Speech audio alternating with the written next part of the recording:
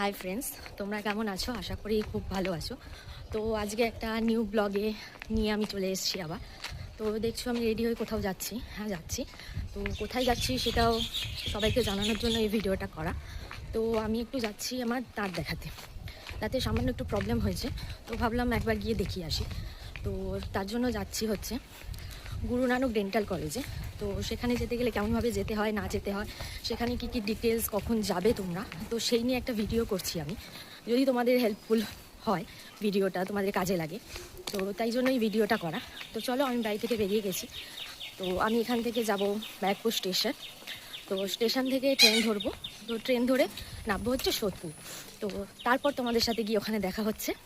তো সোদপুর নেবে এবার কীভাবে যেতে হবে, তো সেটা দেখার জন্য তোমরা ভিডিওটা কন্টিনিউ করো। আর চলো যাওয়া যাক। চলো আমি পৌঁছে গেলাম। তো তোমাদের ডিটেলসটা জানিয়ে দিই কী করে এখানে আসতে হবে। আমি এসে গেছিলাম সোদপুর। তো সোদপুর এসে 1 নম্বর প্ল্যাটফর্মের পাশ থেকে যে রাস্তাটা গেছে ওখানেই অনেক টোটো থাকে।